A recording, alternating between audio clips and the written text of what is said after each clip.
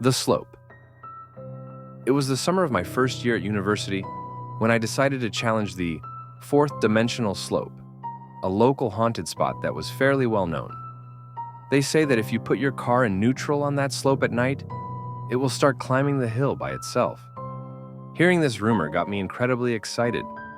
Unlike ghost spots, where you're never quite sure if anything's there, this was different. A car moving on its own felt like something truly extraordinary.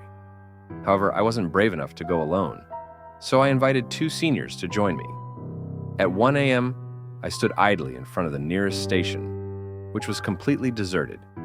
Next to me was my mentor, an eccentric occult maniac, who was also standing there idly. Normally, when I suggest such things, he immediately agrees to go, but this time there was a problem. We didn't have a car. His old beat-up car was in the shop due to some unexplained smoke issues. I didn't even have a driver's license. So I invited someone else who could drive, but part of me was more excited about that than the actual fourth dimensional slope. A blue Impreza suddenly appeared out of the darkness and stopped in front of the station. The person who stepped out waved at us briefly before dropping his hand. Why is he here? It was Kyosuke, one of my online buddies from the occult community. "That's my line," my mentor shot back, and tension immediately filled the air.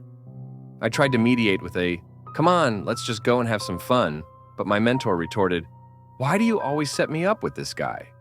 Because it's amusing, of course. But instead, I just said, "Come on, let's go."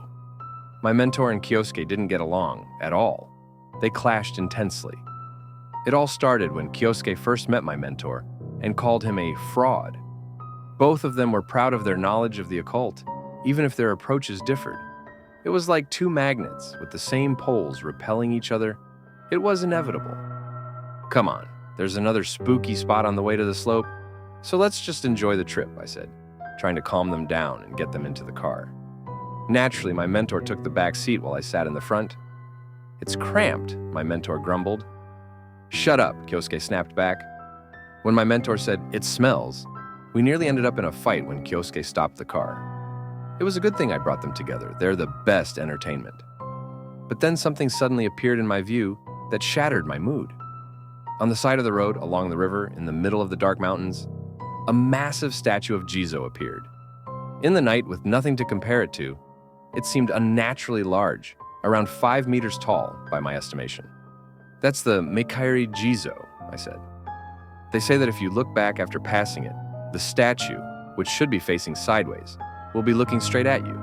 If you make eye contact, you're doomed to have an accident." It was just the kind of story they'd love. But even though it was a story they'd normally enjoy, neither of them said a word or looked back. I felt a chill run down my spine, part fear, part thrill, part strange laughter bubbling up inside me. I didn't look back, so in my mind's eye, the Jizo on the side of the road receded into the darkness, still facing us with a blank expression. Both my mentor and Kyosuke fell silent as the car continued through the night. Kyosuke, seeming irritated, tapped his fingers on the steering wheel. Eventually, we reached a fork in the road. "Left," I said, and Kyosuke turned the wheel without signaling. As soon as we turned, the uphill slope began. "Where is it?" "Well, I think it should be somewhere around here," I replied. Or so the rumor said. Kyosuke stopped the car and put it in neutral. My heart pounded for a moment, but then the car slowly started rolling backward. Kyosuke sighed and hit the brakes. "I was kind of looking forward to it," he said. I was disappointed too. It's not like I seriously believed there would be a slope that made cars climb uphill on their own. But still. Then, my mentor got out of the car saying, "Turn off the headlights," with a flashlight in hand. The three of us stepped out onto the dark mountain road, where there were no lights at all. "Well, I think it's something like this," my mentor mumbled. This slope in the mountains is actually a gentle uphill slope, but if you look down the road, the white line on the roadside curves slightly, and it seems to change width at some point. This could distort the sense of distance and create the illusion that the uphill slope is actually downhill. With few landmarks to indicate the slope's angle, and in the dim light cast by the faint illumination, your sense of direction gets twisted. Basically, if you hadn't been so unsophisticated and tried to climb the slope with high beams, You might have enjoyed it a bit more, my mentor teased. Kyosuke snorted. Whatever. I'll leave you here so you can enjoy your little illusion all you want. Oh, you think you're cute, believing in this fourth-dimensional slope, huh? My mentor shot back. The sound of insects chirping was the only thing breaking the silence on the dark road, as the two of them bickered. But then Kyosuke's next words shattered the atmosphere. I don't care, but you shouldn't turn around. The Jizo is coming. It was like being doused in ice-cold water. Not because of Kyosuke's childish attempt to scare us, but because the moment he said it, my mentor turned around with a look of utter terror.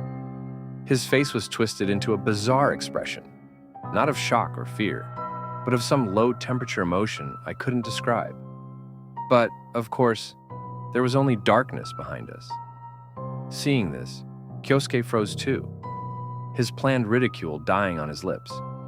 Come on, this is the part where you laugh. The part where you mock the person who got fooled. But all I could feel was the night air pricking at me like needles. Sorry, Kyosuke muttered, and we all got back into the car, the atmosphere awkward and tense. My mentor slumped in the back seat and didn't say a word for the rest of the trip. We avoided passing the Jizo on our way back and took a longer route along the main road. After dropping my mentor off at the station, Kyosuke scratched his head as he drove me home. Why did I even apologize, he muttered, before speeding off in his Impreza at a ridiculous pace, giving me the biggest scare of the night.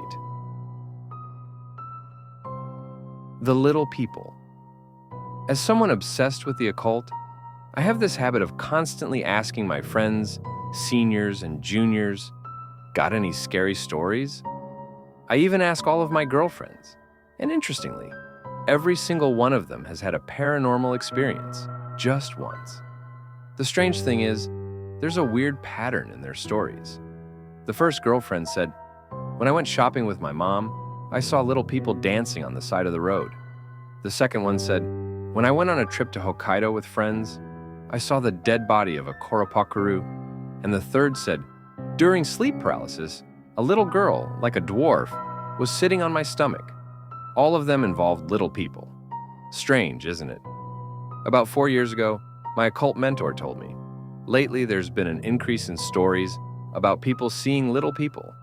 The 5-meter woman is a variant of this trend. It's not a good sign. I didn't understand what he meant by not a good sign, but it gave me an eerie feeling. When I told him about my girlfriend's stories, he predicted, next, someone's going to see a giant.